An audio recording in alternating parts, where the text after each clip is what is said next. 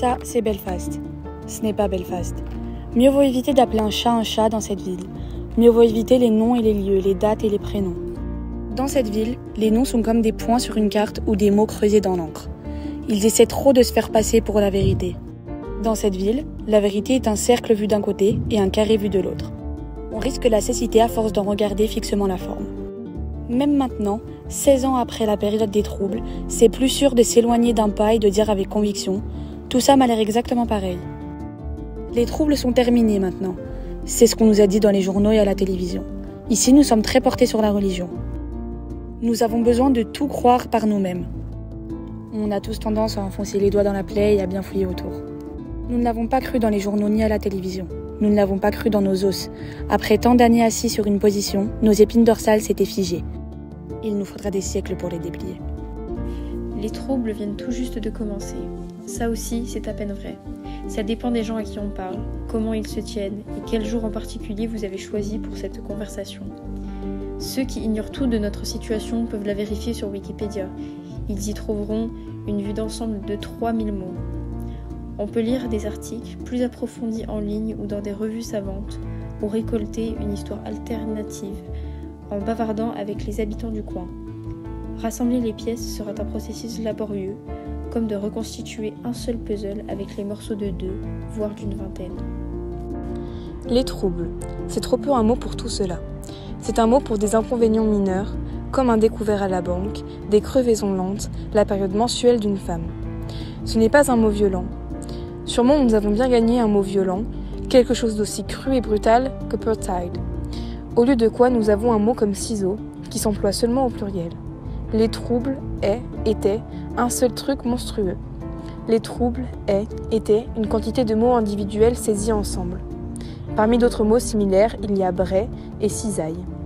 Les troubles s'écrivent toujours avec un T majuscule, comme si c'était un événement, comme la bataille de Hastings est un événement avec un début et une fin fixe, un point sur l'année calendaire. L'histoire ne manquera pas de prouver que c'est en réalité un verbe, une action qui peut être infligée aux gens à maintes reprises, comme le vol.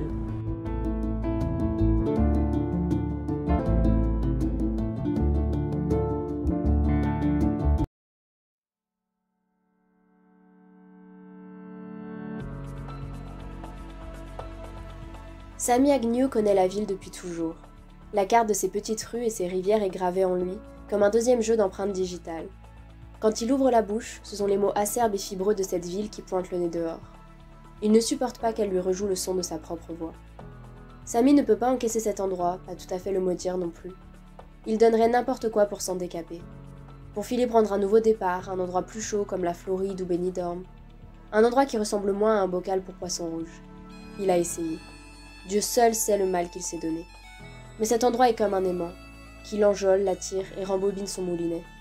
Il a beau partir loin, par avion ou par bateau, ou dans ses pensées quotidiennes, là où c'est le plus difficile de mettre de la distance, il sera toujours fils de cette ville, un fils déloyal, mais néanmoins bien attaché. Sami se tient maintenant sur la bordure des choses, l'orteil à cheval sur la ligne où les quartiers plus plaisants côtoient ceux qui ne le sont pas tout à fait. Il sait qu'il n'est pas au-dessus de tout cela.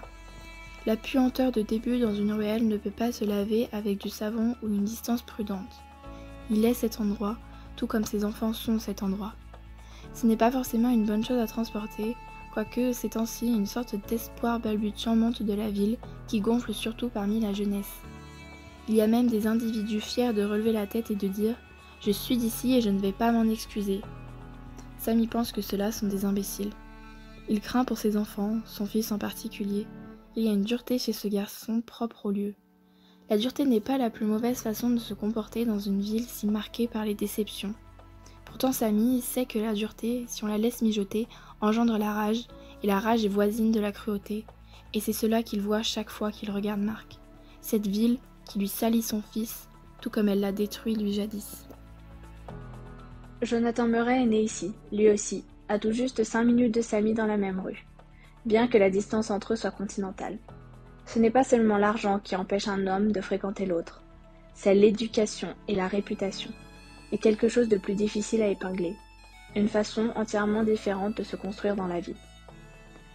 Jonathan ne pourrait pas dire qu'il connaît cette ville comme Sami la connaît, car connaître implique une familiarité et du plus loin qu'il se souvienne, il a toujours gardé ses distances. L'endroit n'est pas son chez lui. Ça ne s'en rapproche même pas. Il conduit chaque jour à travers ces rues encombrées sans prendre le temps de regarder. Il ne saurait dire avec certitude que ce n'est plus la ville d'il y a 10 ans, ni repérer les écarts significatifs avec les mitraillades des années 70 et 80.